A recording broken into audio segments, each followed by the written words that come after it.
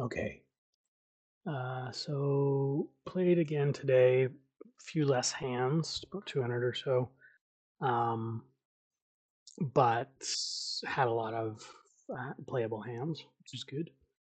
Came out about 2 stacks up, which is good. Um, a lot of value today, so will be a good run through as to whether we're getting enough value off of good value hands as opposed to a lot of discussion about bluffing hands. There's some, I think, good bluffs in here, or at least good hands to discuss the bluffing.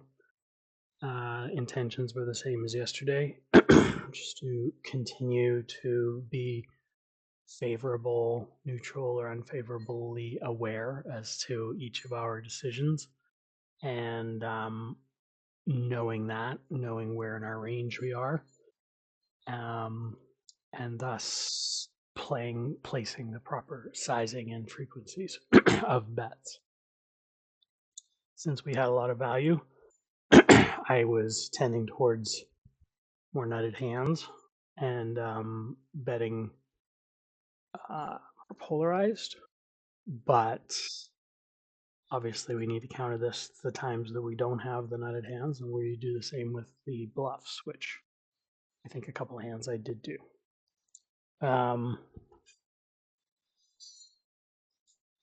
Poker's been a little tough the last few days. I've been on a 10-game losing streak live. I think I'll start trying to write down those hands, and maybe I could do a video of just live hands because I think there's probably some discovery there of deviations in play, adjusting to the live environment that may or may not be good decisions.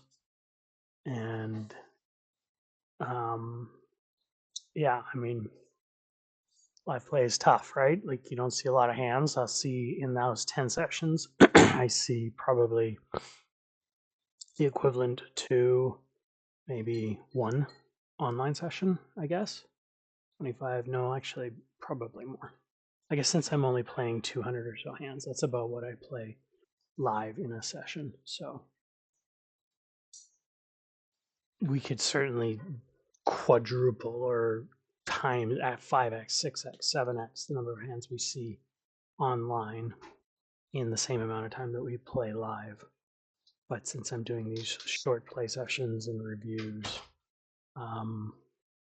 yeah, I'm using more time to try and dig deep into the game, dig deep into my understanding of the game and my strategy and range construction skills. So here we go. We're likely defending an ace-5 suited. We hit an open-ender. Somewhat good if we hit it, unless it's a 5 heart. This board, I think we owe some frequency of leads. This is a really good board for our big blind, and I would almost bet this would be a mandatory lead. Like in actual fact, let's just have a look and see how right I am about that. Look, our EV loss was high today. That's good. Made some big mistake somewhere.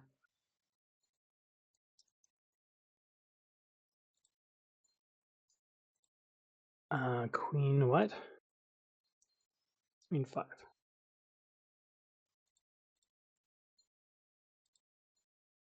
So Queen 5 is that board. And yeah, so there's a 62% of the time we want to bet out. I've seen other boards where it's 100% bet out. There's just no checking. Like it's so good for us that we are absolutely must get it out. And this is one of the ones where more frequently than not we should be betting. So I think that is a spot to make note for myself to try and be a little bit more aware. Be aware of these boards. And in BB, this is almost mandatory lead and will scupper many opponents who won't know what you are doing. Sometimes you see people leading on really weird boards like King 7-2 or Ace 5-4. Like, uh, it doesn't make any sense. There's those boards so much of the time the pre-flop raiser is going to bet them anyways. So why not just wait to check raise if you're really good? And why like test the waters if you hit a middle pair with an ace on board or something? Like none of that makes any sense. So, but boards like this, that so much of the time what happens, which is a check back. We really want to lead out, especially when we've hit it and we want to start getting money in and they have overpairs. And there's so little of the time that they're going to c-bet. If our stats tell us that these guys are 100% c-betting, then of course we can shift and exploit. But right now, I've built a few new stats just to help out here a little bit. This guy we have nothing on this person, so it doesn't matter.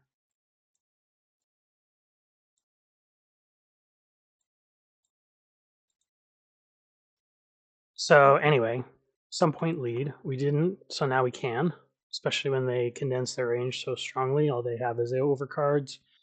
We can certainly have a billion fours, and we still have draws to call check raise to. So we're not, I don't think, in any way, shape, or form letting this turn go without putting a bet in, and we get a fold. So good hand.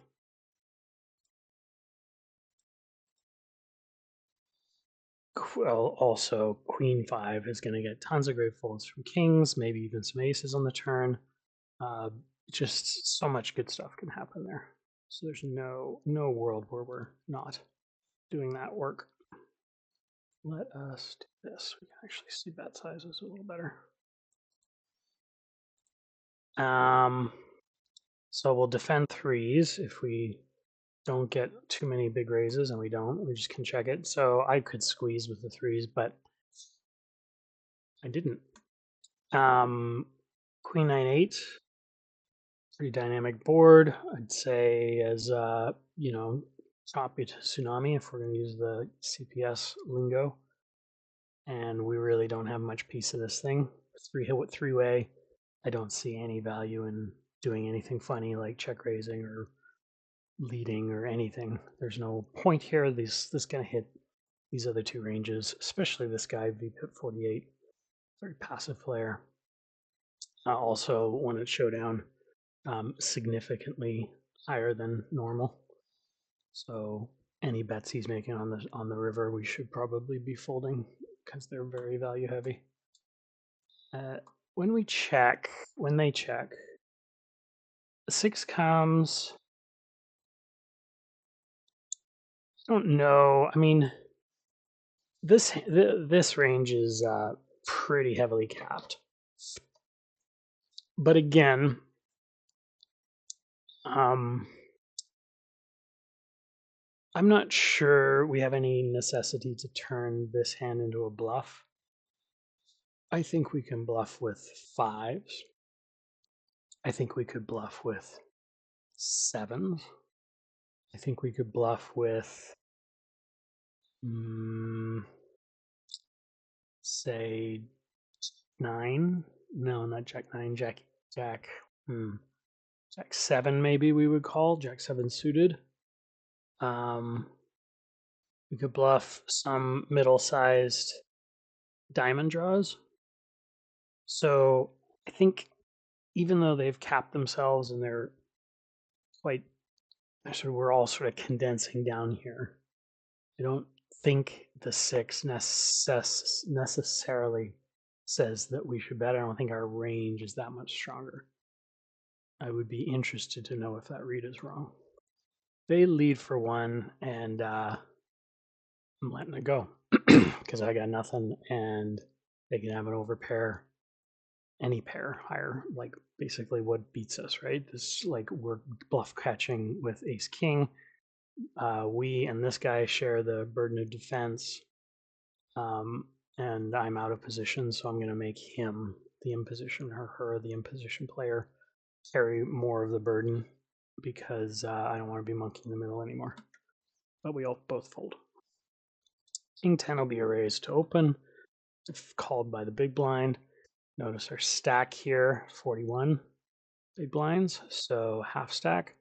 VPIP is very, very, very tight, never raising, so let's assume they have a pretty strong hand. We flop a gut shot, straight flush draw, and open ender and flush draw. So we flop the world.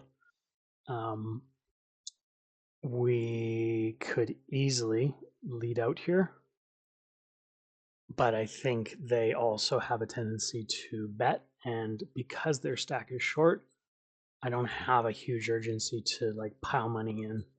So I think we can check and call, any half to any. Well, we're calling anything, but I don't think we need to smash the pot because if they pot it, that'll be 18, and they'll be down to about 30 something. So we're very close to the SPR one. But I decided to lead. Oh, because I was a pre-flop raiser. Never mind. So I will continue this board for sure. Usually ace high boards, I will B50 sort of, because it's sort of this middle ground between super great for us and not so great, sort of neutral. But then I dial a little bit down with dynamics of these kinds of things because we get calls from parts of their range, like tons and tons of different hands. 10 comes, which gives us a pair. It's not fabulous. And I think range-wise, this has strengthened theirs quite significantly. We still have lots of great draws. We still are, obviously, we're not going anywhere. We're calling off a shove. We're calling any bets, basically. But there's no real incentive for this particular hand to continue putting money in ourselves. And many of our hands in our range are going to slow right down. Over pairs, non-flush draw hands, ace jack, even ace queen probably does not want to spend too much time putting more money into this pot. So I think we balance that by checking a hand like this. We did. They bet half pot about, and we're going to certainly call. Could potentially check raise to try and get the stack in. But I decided to just call because we're at 21 33. So the SPR is basically reached 1. We brick it out, but we do have a tiny bit of showdown. And, we're going to let them bet or check, hopefully, just see the river. And they do. And they probably have maybe a 9 or a queen. They have king 10. Oh, look at that. They had a worse king 10 than us. So we chop. I think overall, that's a fine hand. Let's just make sure that the machine agrees. Always like checking some of these hands. They're not necessarily totally obvious, especially these ones where we have so many draws. These may actually be hands that the computer does want us to. So small bet. So I sized even too high. I was thinking I was sizing down, but I sized still too high. Turn check is good. Call, of course, 100%. Check on the river is totally good with a showdown bound hand. World favorability by the river. And we've condensed ourselves by checking turn and checking river. And the stack also doesn't help. I would say, well, the river is a brick, so, but many 2-pair hands beating us. So I'm giving the favorability to the button. I'm going to say we were very unfavorable, so we would likely not bluff, even near MDF or whatever the inversion of MDF would be. We're going to dial our bluffs down. All things considered now. Granted, he's playing half stack and he's too tight, So maybe we would adjust and add some more bluffs in, because in theory, a type player like that might fold more. But then the flip side would be they potentially have hit the board, especially if they've called that flop bet, and our size of our flop bet was a little bigger than what the machine would expect or want. And then they put a turn bet in as well. So we're going to assume that they're pretty well coordinated over this, and getting them out might be tricky to say the least. But the stack is the main thing. Any big bet we make, any raise, is putting them all in, and they're going to go. One would imagine they would call. Unless we hear differently, we will play that way. So queens will raise. We get a call, we get a call. So queens through A, not optimum, but we are over. And we don't have that flush, so we're not blocking them on draws, but we are also not drawing ourselves, which is always a nice thing to have. We do have some denial needs for like kings and aces. So I think here there certainly could be an argument that we should bet, also with these flush draws like this. I think a small bet will get people out. I'm just conscious of this dude again. This is the second time we've seen him. Their VPIP has gone up, so they've been playing a little bit more. Yeah, like that kind of concerns me a little bit, but it really shouldn't, because we have an overpair and they could be getting it in with a worse pair and draws, tons of draws. So probably, yeah, I'm going to go now and say that this probably should bet for value against draws and worse pairs, and have some denial against overcards. Flush comes in, so now we really are probably bluff catching. And when they shove, yeah, it kind of blows, but it is a pot shove, and they fold. If they had called, I probably would fold, because they most likely will either share each other's flush cards or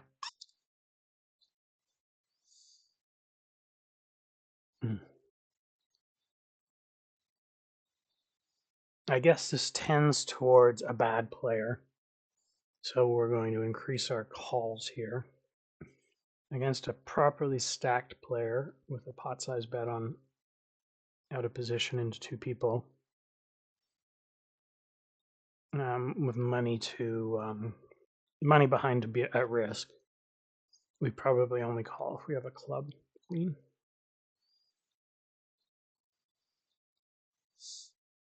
But I don't know.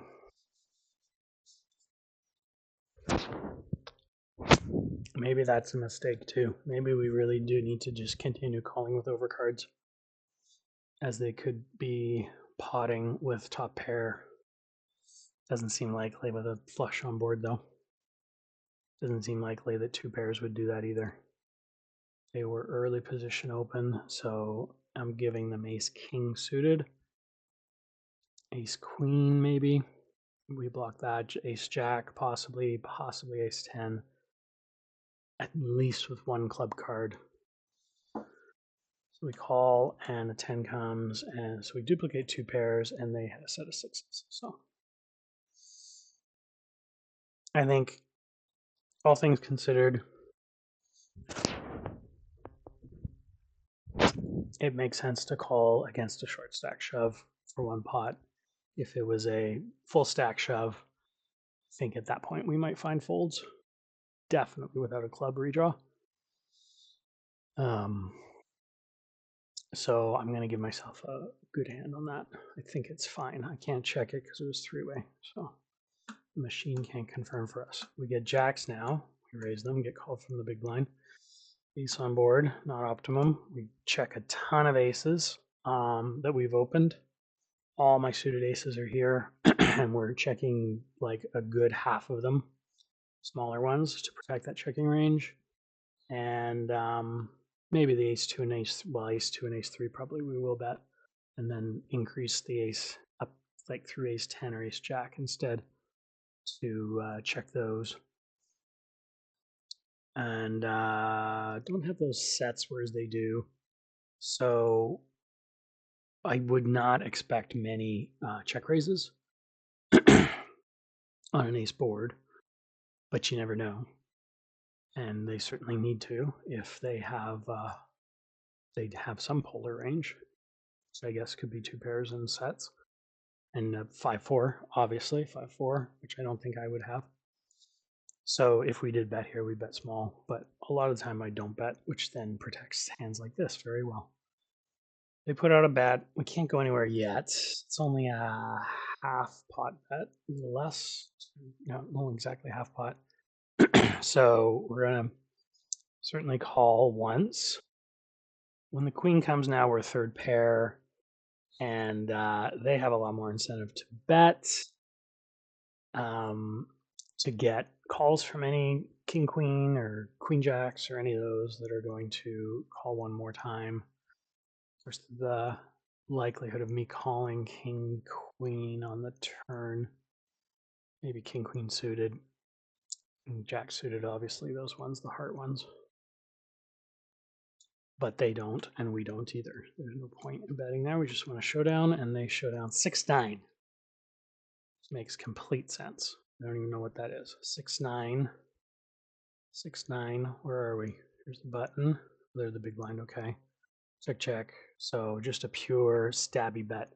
So this guy, if I had stats on him, I'd make a note and say, has a tendency to stab with wide, probably a little too wide. There's no coordination of that hand to the board, doesn't block anything, and seems like a bad bluff. But hey, can't win with 9 high, as they say. So we luck out.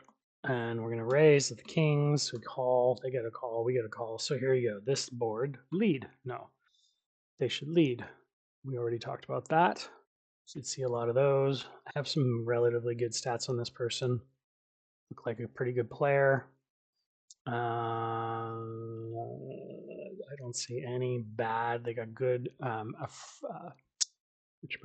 aggression frequencies on the turn and river. Their when to showdown is maybe a little low, so they're probably a bit of a calling station, but they are otherwise competent, it seems, at least stats wise. Board continues to run in a horrible direction. So now any 8 and any 3 is good. They should bet that, and they do. I don't think we can fold our overpair though.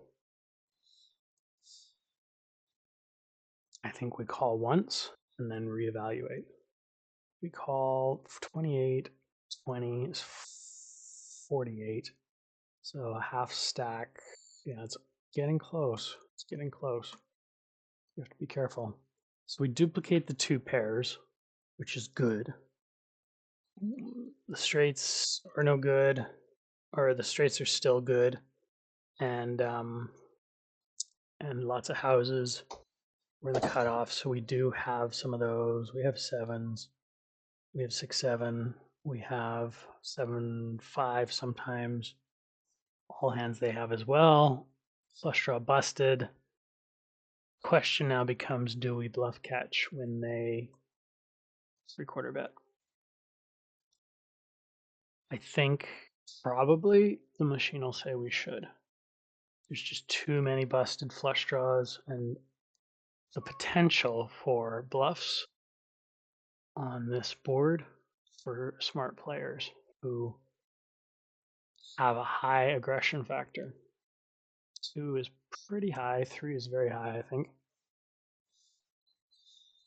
Maybe their one at showdown is low because they bluff too much and get called. I don't know. I have to dig deeper. Let's see. I probably don't have enough stats on the river to say. Oh, I got quite a bit. Small river. Old bet. Yeah, it's calling station. No. raising, nothing. Wonder why they get such a high aggression factor. So I think in game I probably ended up folding, which I'm now feeling a little sheepish about. Oh no, I called. Oh good. And they had jacks. So not bad, not bad, not bad. Good call. Good call. Good hand, good hand, good hand. And I think the machine will be very happy about that. Better be. So that was.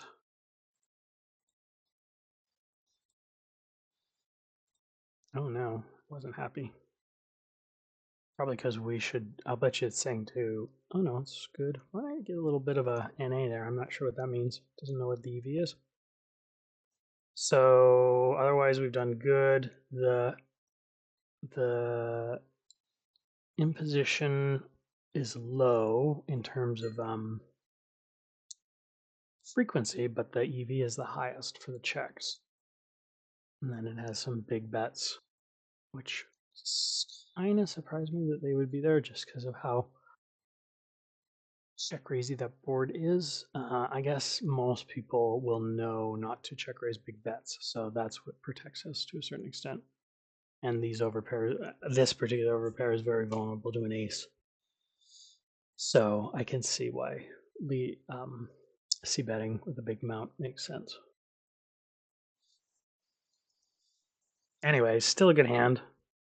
But let's make actually a note on the flop here. Flop solver does like big bets as less likely to get raised. But EV of the check is highest by 1 pip. Good river call though. Good river call. I was kind of worried I actually folded there, but I'm glad that I called. That would be foolish now, in retrospect, to think that I would fold. Sixes, probably a fine defend. Again, I'm trying to find more check rate or raises in the big blind to these early position opens, especially a VPIP 29. So he's probably 3-betting, or he's probably opening too much. And we could certainly attack that with kind of a crappy middle pair that, if it gets called, maybe lucks out and hit something really good. But I think if we're going to talk about blockers on the pre-flop, we probably want to be using like king queen offs, king jack offs, queen jack maybe off, like these hands that are really dominated badly but block the hands that dominate them. Anyway, we see the flop and we kind of get something close, but there isn't an ace. When they bet so small, we're getting such a great price to try and hit runner flush, shitty little flush, but a flush nonetheless, or runner 4-7 say, or 3-2 or 4-2. So we call, we get another 5, and now I think with this small bet, sixes are blocking 6s and 5 or 6-5. This here's the favorability, right? Like we are much more favorable here. Our range is strengthened in the big blind. We have lots of 5s, likely way more 5s than they do. And with the 6s are no good to any overpair.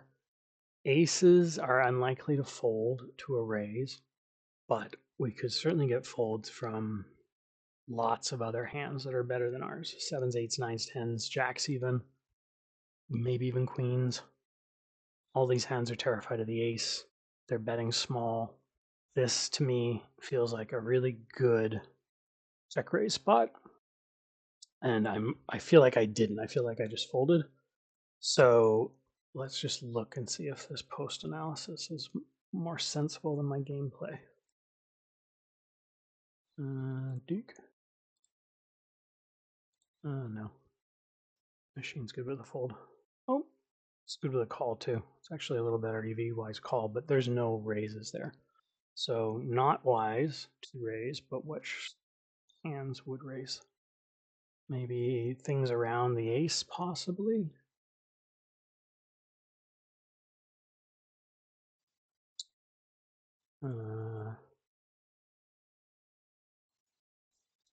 This stuff here.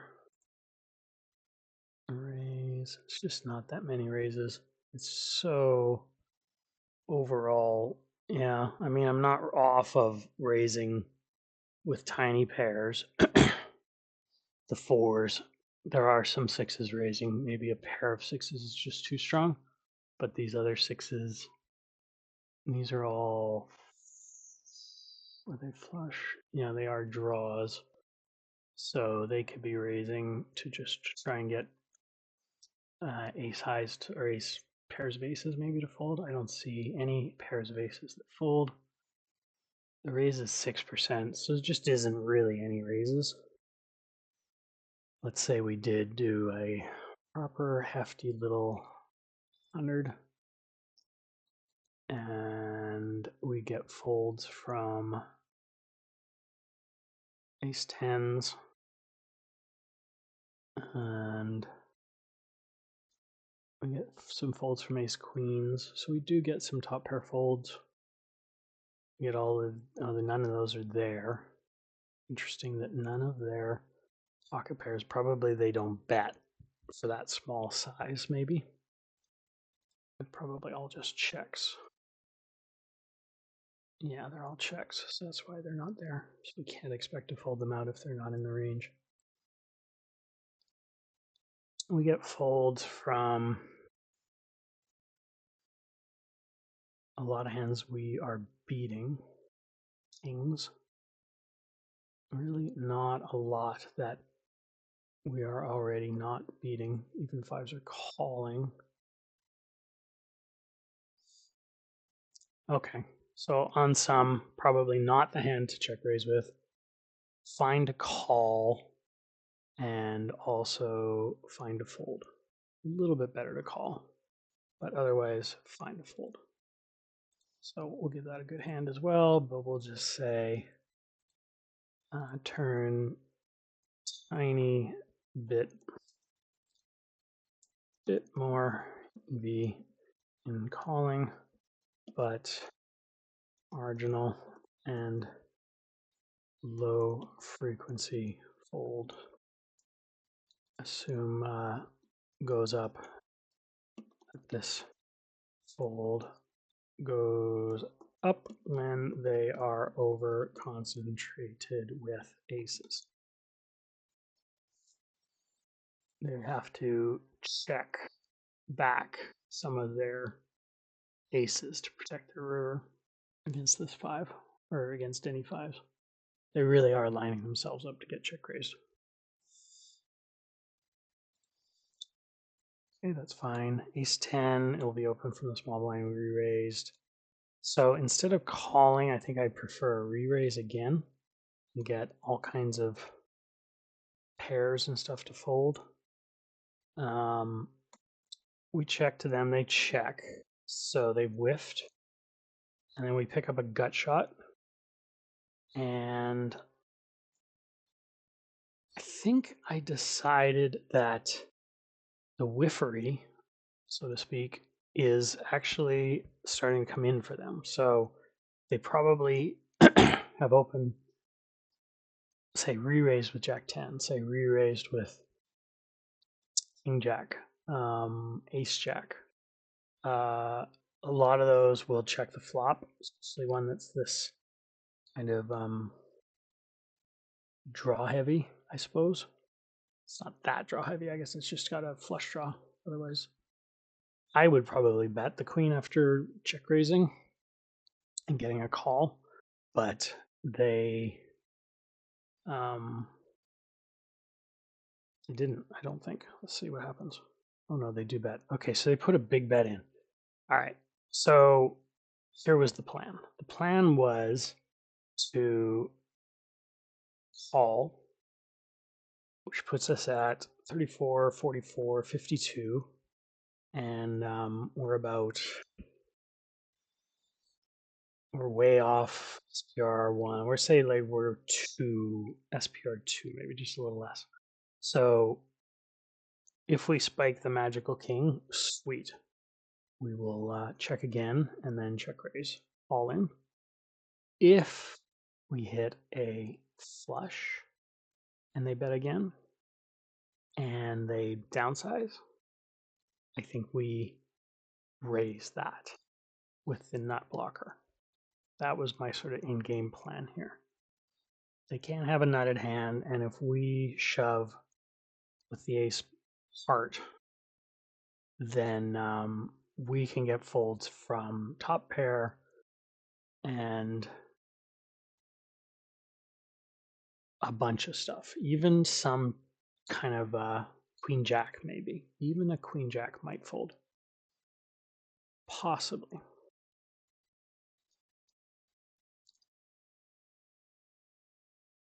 We're going to know that they're not going to have the flush draw, or they're going to not have a likely will, well, they won't have the nut flush, but they might have a smaller flush, which will likely not call. So it won't work there. But they are quite a good player. Their 1-win showdown is quite good. All their aggression is quite good. Their turn C bet's probably a little low, which means they're polarizing it properly. So all of the construction is there, and we just have to be, and they got a nice big stack, so they've been winning. We got lots of stats on them. So it's a good player. They will hopefully see me as not as good a player. I guess my stats aren't that much different from theirs. Yeah, actually, we're pretty close. My turn C betting is a little higher, and my 1-win showdown is a tiny bit higher as well. But yeah. So anyway, and then there's also the last factor of against good players at balance, we do actually have to defend with gut shots. And maybe at times we are good with an ace high against worse flush draws. But doesn't matter because we hit the king. So that's when days are going good. When something like this happens, this is when days go good. So rather than spazzing out, I just check. And I hope that 2 pairs and sets and all kinds of other stuff is now going to put me in a position where I can get my stack in. And they do. 76, we got 87, so I just shove it. And we get called, which is super nice. So they have queen jack. They have jacks. Jack 7, okay. Well, kind of a slim 3-bet hand, but actually a really good, what am I talking about? That's a great 3-bet hand because it folds so many queens and kings. So that's a really good hand that they unfortunately got coolered on. Ended up in a spot that most of the time I find myself in. And I think otherwise well played from both players. And I will check the bingo, bongo. I think well played. Let's just make sure that the machine agrees. What do we have? Ace 10. The machine probably, there's a chance it'll want to fold the ace 10 off. Possibly do the 3-bet. Possibly. Yeah. Yep, looks like it's probably a fold pre. Fold or re-raise, yeah. So the call is what scuppered me here, and so otherwise we lucked out. So now I completely changed my mind and decided it was a terrible play. No. It was a terrible call. Pre, let's raise or fold. Now, in this particular spot, we were actually beating their bluffs. And this is where 4-betting to me kind of gets a little confusing, is that, ace 10, probably a good portion of the time is ahead of almost all the hands that are 3-betting with. except for pairs. So in that way, the ace-10 wins by getting any pocket pair to fold. And medium to small pocket pairs likely will fold, but we're ahead of this hand, and we luckily ended up ahead in the end. Question would be if a heart did come and we did do this plan of overshoving, it's not going to happen with them betting half pot. Like they have to bet like a tiny amount, which I would think the Jack 7 two pair probably would, or they would, if anything, just check behind. So maybe in that way, I also plan was to shove a heart. Maybe change this plan to this fishy move of shoving, donk shoving, which obviously we have to do when we actually do hit the flush, nut flush especially.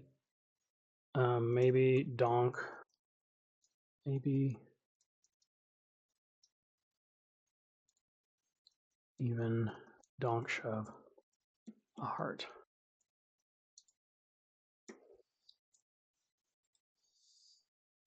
I'm curious whether the machine would actually, well, we're not getting here with this hand, so maybe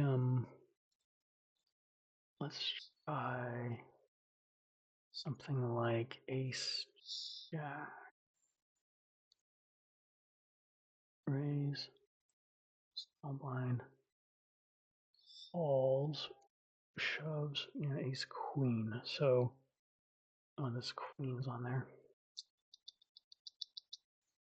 I don't think we can figure it out. I think I'm trying to make a case for something that's probably not such a smart play. So we've changed it from good hand to bad hand, and is probably suffering from fancy play syndrome if we do this. And we are trying to not do that so much. Play more. Let's see. Okay. So we got bailed out by the gods, and we should be happy that for once it went in our favor instead of all the other darks, but that was not a sound strategy. So it took the machine to tell us, let's just better fold, get rid of all those pocket pairs, 4-bet with his hand. It's a great 4-betting hand because if we get shoved on, then we can bail.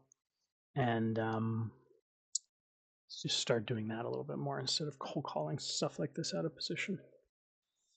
Somehow we get in a 2-6 hand, and we're against a bunch of players, and they bet and fold, so that's not even part of our sample. We'll defend Jack 8, hit a middle pair, call a small bet, spade turn, probably will slow down an ace, another spade river, and I think I decided that as the pre-flop caller and then flop caller, on a flush draw board, I think I decided in the end that I benefit from that. But I think the mistake I made was that we're a 4-liner to the flush. Maybe if the turn had come a 4 club or a 4 diamond, we could then bluff for pot, having made our flush. But also we've got second top pair, and we're probably too high up in our value range against any other hand that doesn't have a spade. So what we're trying to do is turn a jack, pair of jacks into a bluff to get a non-spade ace off, a non-spade ace hand with no spades, off their ace by putting in a pot size bet. No, I didn't even put in a pot size bet. in a small bet, which was terrible. And then they shoved on me. This was a horrible, horrible decision. Bad hand. I for whatever reason remember myself putting in a pot, but why so small with value? We want pot plus. So that's also a bad hand. And just I don't know, like I don't even know whether it's worth looking here because we already know it's bad hand. I'm curious to see whether it would ever turn a jack 8. Yeah, whether it would ever turn a jack 8 into what happened here.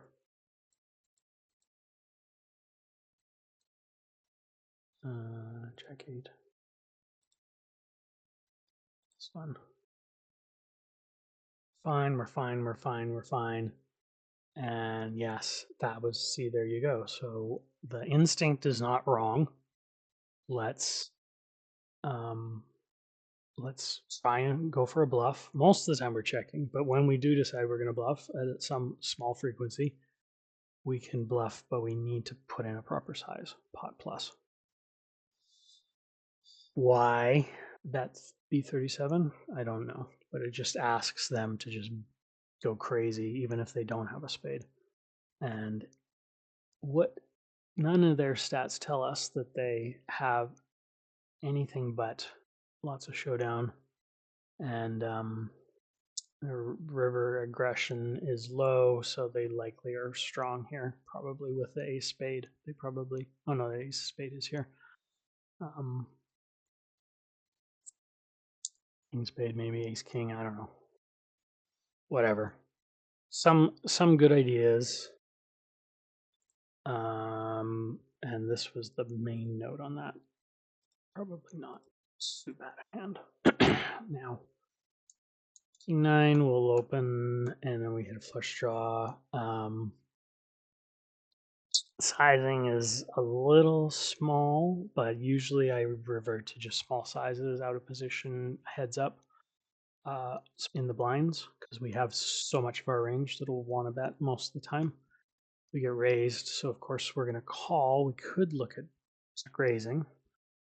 We've got pretty great draws, right? We got a gut shot, a couple gut shots, and double gutter, and then the flush draw. But let's see a turn. Even better, when they bet half pot, we could certainly look at raising this, but now we have lots of value. And do we want to open ourselves up to getting shoved on that we're going to kind of have to cry call with? What would shove call? King, queen, queen 7. King, queen probably raises pre. Queen 7, queen 8, 7s, 8s. Probably raise a little bit those. Queens, no. Kings, no. Okay, so we just called, but then we made our flush. And unfortunately, action died. So there was also the nut flush, and the ace kills all queen next action.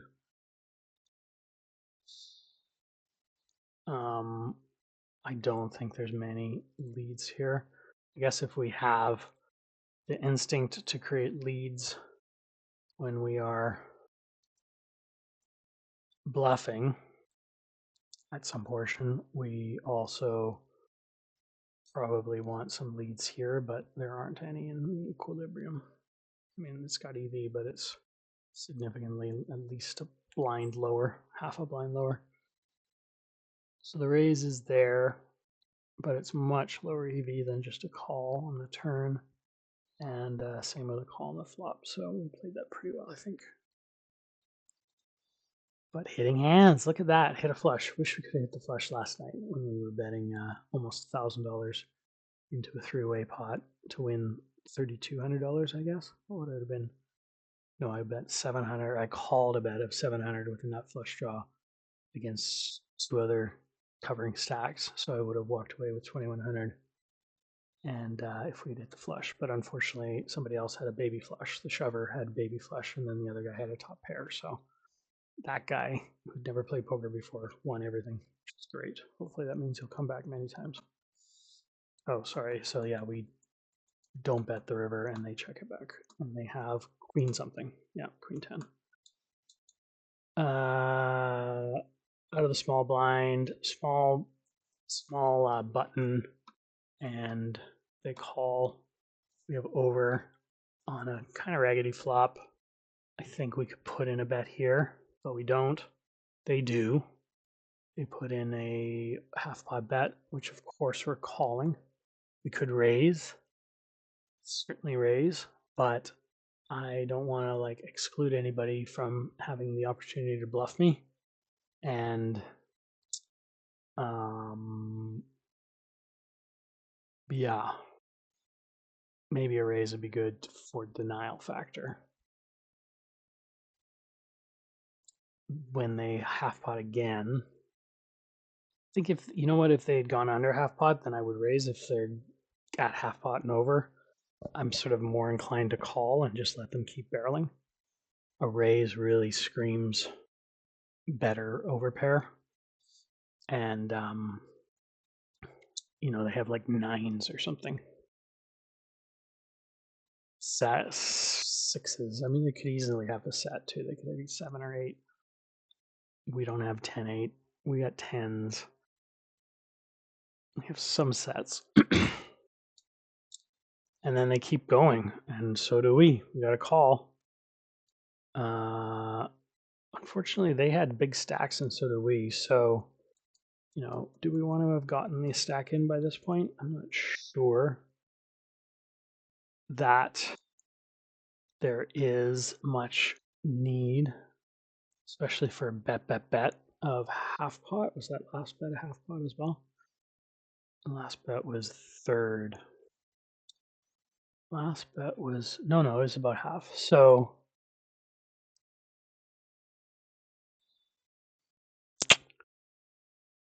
do we want to raise the river? 9, Jack 9 would certainly call.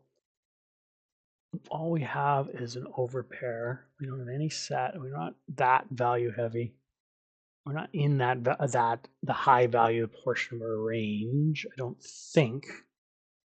As we wouldn't check, we wouldn't, but we wouldn't.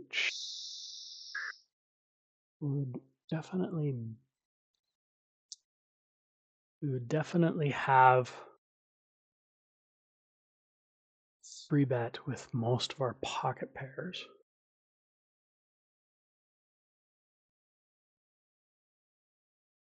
Yeah, I don't know. They bet, so they're pretty strong. If we were to go say, yeah, shove, I mean, basically we're shoving. They've made it to the pot, made it pot with this bet. Yeah, maybe a river shove. Should we have river shoved now with this run out? Or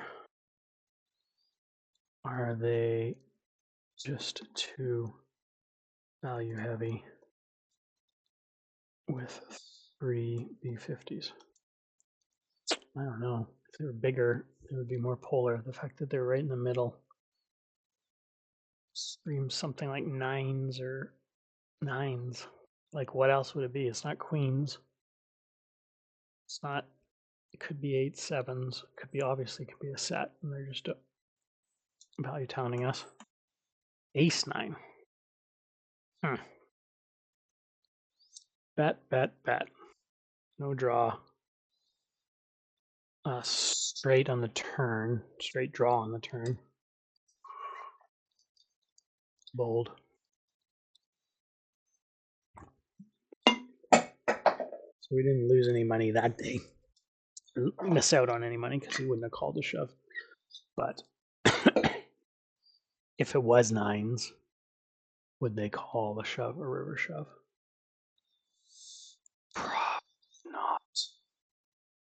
Probably not. I think only 9. Maybe 9s would be the only hand that calls river shove. Clearly 6s no, 5s no. And all the rest of them are sets that possibly like 4s I don't think get there, although with ace 9. Yeah, he's basically c-betting the flop. Is that what happened? We that's right. We kind of capped ourselves a little bit on the flop where we could probably have bet and then they would have left with ace 9, maybe called 1. Once we got to the turn, I don't see myself turn betting with jacks. I would use my sets and I would use kind of hands more like theirs, maybe ace 9 with the open ender. And I would just check with jacks at that point on that run out.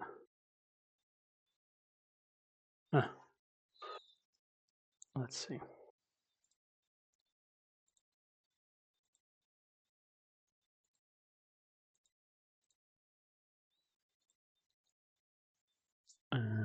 It's this one. It's like there's some not good stuff in here. Yeah, so it really wants raises on the flop.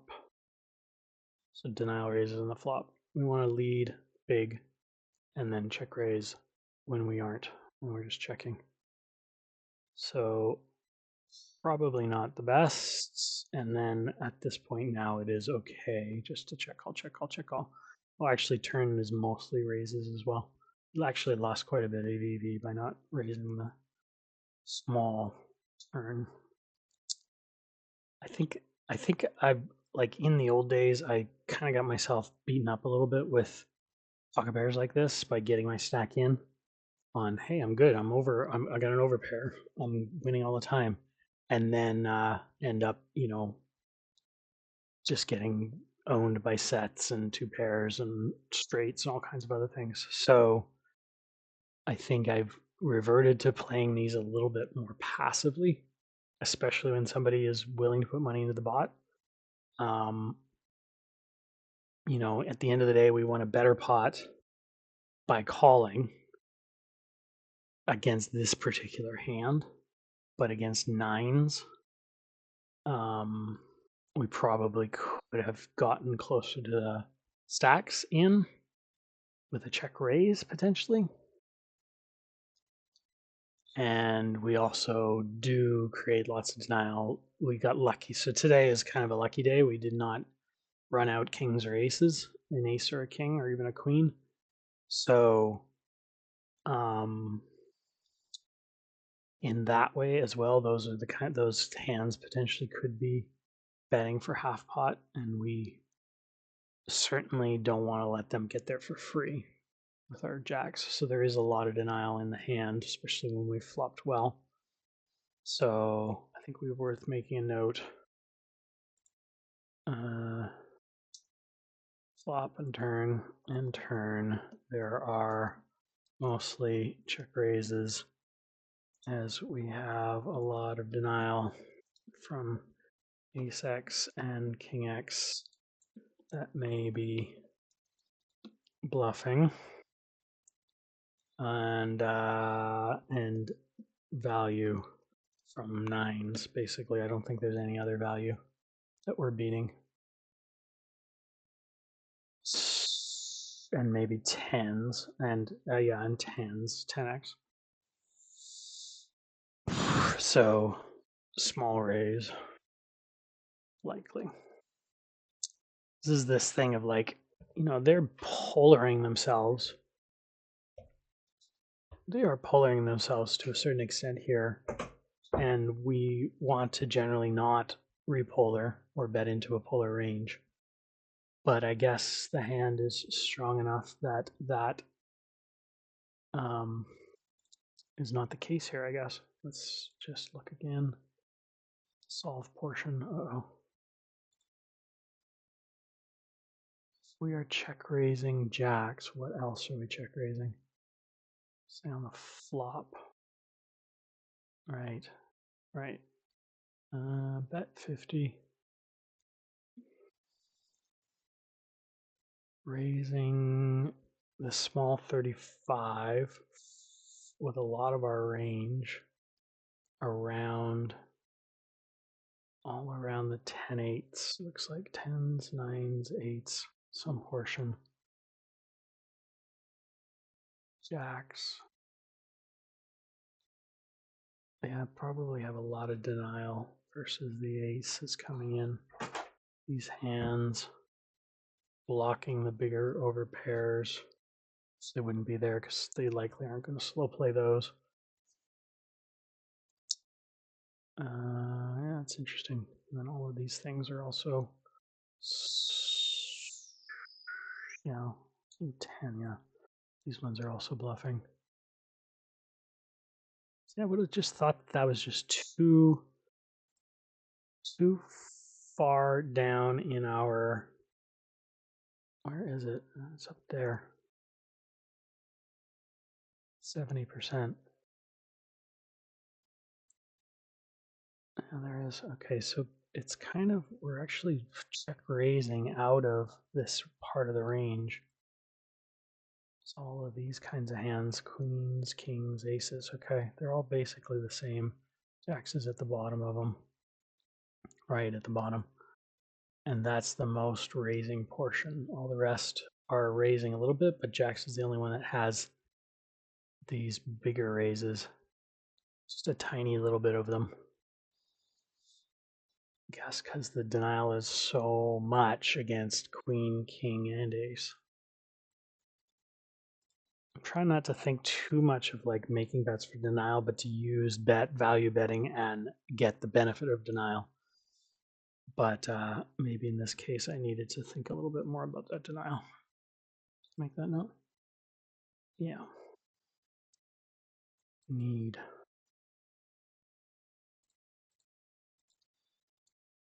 Twos. Say 1. Make it 3. Makes sense. Wait a minute. Twos. Yeah, no, they called. So then we're going to continue here as normal.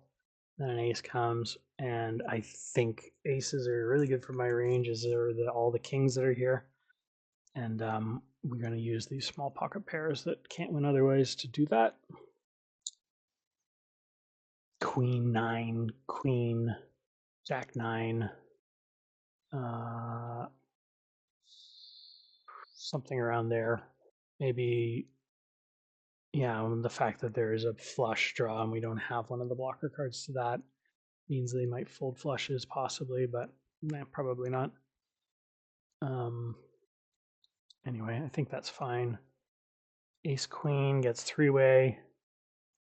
We're checking a lot here in middle position in a 3-way pot with a somewhat small stack, VPIP kind of wide, a passive range player.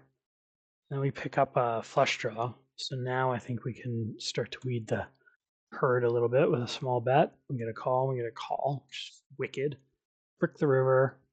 We have showdown value. And I think we just want to see what happens.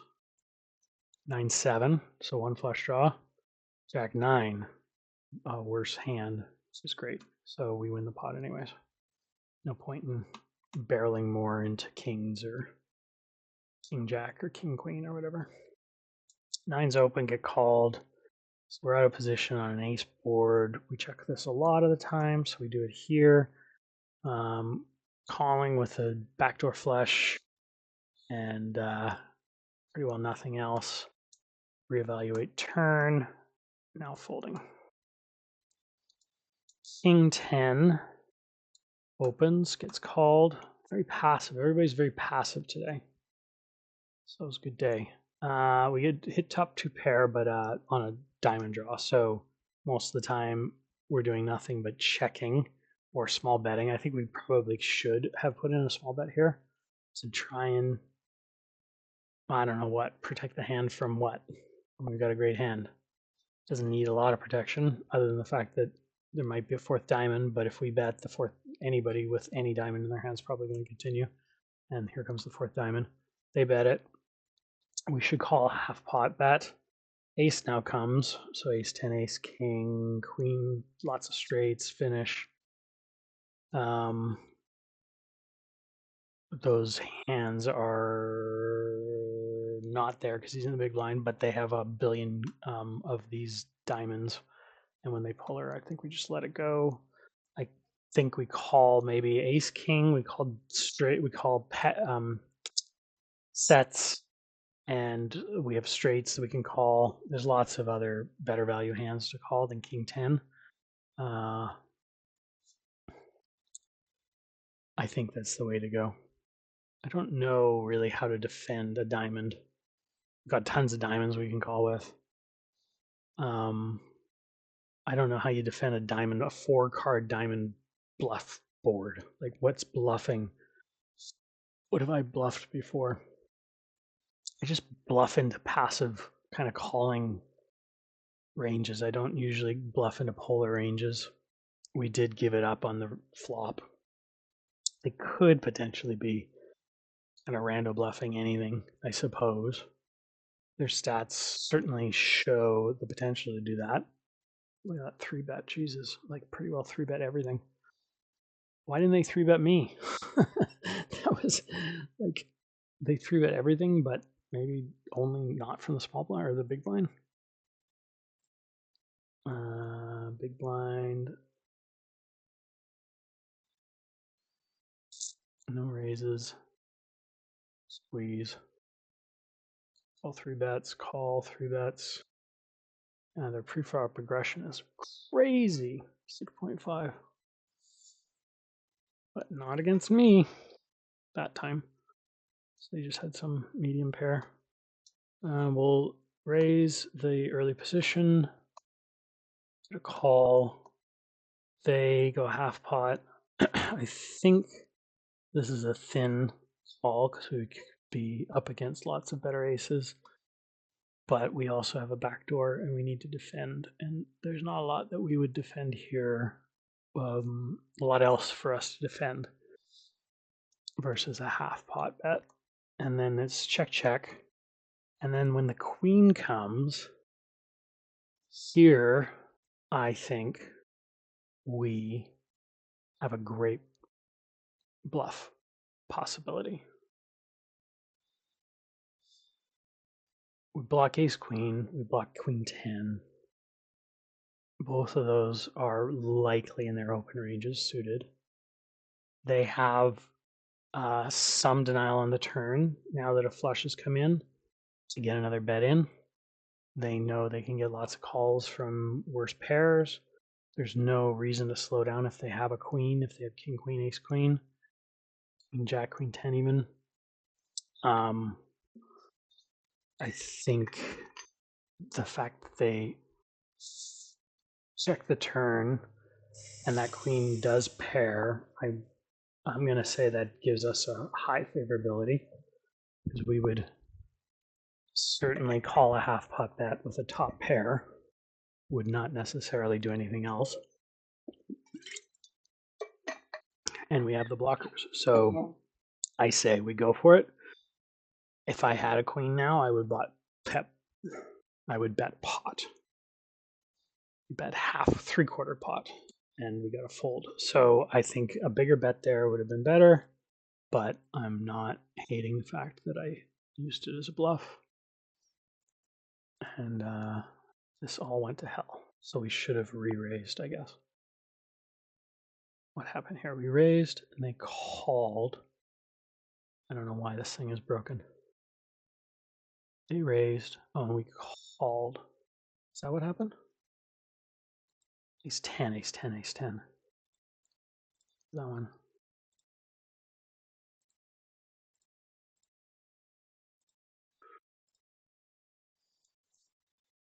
Raise, they call. Check. Yeah, so it doesn't love the call. Thin call. I guess we do have better combos to call. Check, and then it bets tiny. Doesn't like a big bet. Isn't that interesting? Inducing bet? Because they do have a lot of queens? Yeah, you know what? I think in game people are not protecting that checking range. and so it's attackable. I'm going to say that's a nice exploit. Let's say River Solver doesn't love the bluff size, but okay to make at low frequency. And I think opponents will under protect their turn checks on this board and mostly bet again with ace queen or with queen X. And they I gave them ace queen and stuff, but they might not have those, even though they could call ace queen. So good bluff card. Is there any other? Yeah, I mean, that's a significant EV difference between 23 and the small. Certainly is lots of EV there. It's not interesting to be that much EV. It's a small bet. Like, for sure it's a bet, so clearly it's a bet. Clearly it's a bet.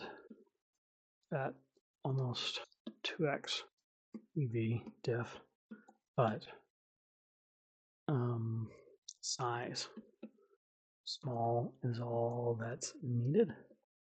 Would we really just bet a small amount with our queen? Seems unlikely. Seems a small bet with a like jacks and tens and stuff are going to call. It seems like I don't quite get why that bet wants to be that small. Part of the problem, part of the problem is I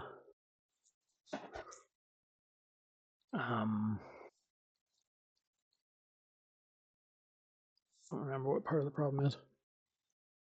So we are we close to being done? Ace 10, yeah we are. Let's just blow through the rest of these. Ace 10, I squeeze with a squeezy hand that if it gets raised, I'm gonna fold and go nowhere. City flop, get a king. That's definitely a bluffable card. Go 3/4, get a fold, get a call, 2 bricky, and then I just condense them so much that I don't see any value in 3-barreling, especially as they got 36 big blinds. So, but they have 4-2, so they had a 2 on the river. So maybe they would have folded their to a shove for their 36 big blinds. But who knows? A 2, 4-2 flush draw. Love it. Threes, really position sometimes calling here as opposed to raising. Go 3 ways. Board is gross. They show interest and we fold. Jacks will raise. Get re-raised. We're in position. Don't see a lot of value in reopening. So let's just call and see what the flop looks like. Looks good. They go 1/3. We certainly could raise.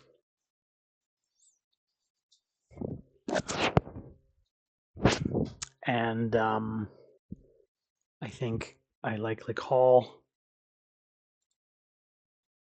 I said before that if they were that other hand that had jacks, they were betting B50, and I was like, oh, if they were B50 and up, I'm calling. B50 and down, I gotta raise. Well, that's obviously not happening. Raise, check raise, check raise. Let's bet. You got a little too slow play. Jacks need denial. Little too much slow playing. They check it. Oh, we're not. We're actually in position, so it's not a check raise. So considering that, we probably still want to raise. Raise this bet, but I could see allowing. Nah, just raise it. Just raise it. Don't get fancy. Yeah.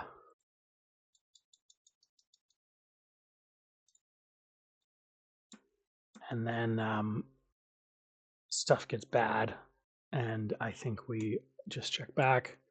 King comes, they go smashy, and we're gonna fold. So what happened was exactly what we didn't want to have happen, which is we got blown off a pot that we maybe was ours because we got too scared to do a proper check raise or raise.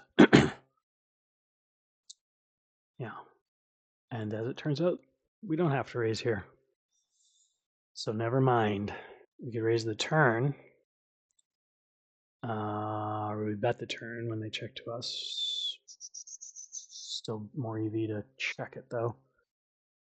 And our fold is fine. It's actually minus 1 EV, minus 0.01 EV.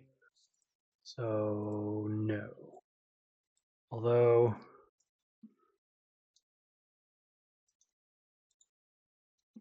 solver is fine. Just calling. Very little check, very little raises.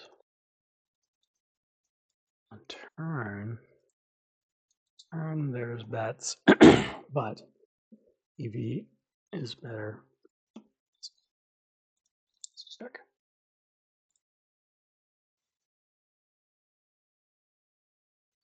Ace king got there basically. I think is what happened. 4 raise, get called. Everyone is so passive today. Not a lot of re-raising. All those 3-betters with their huge, look at that guy, 23 bets. Let's see him 3-betting me. Whiff the board, so check it back, or just fold it, fold the turn, It's all good. A7, we open, get a flush draw, go big, fine, get a call, hit the flush, go big again, and say goodbye.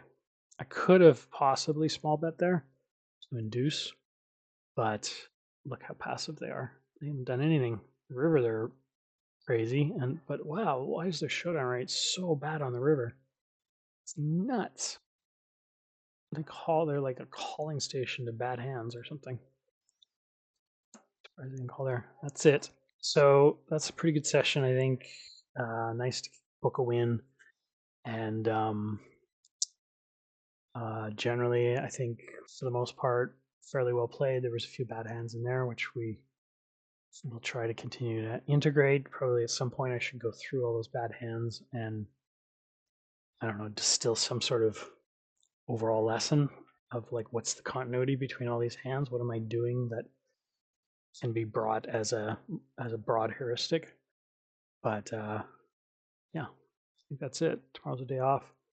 I'll do it again next week.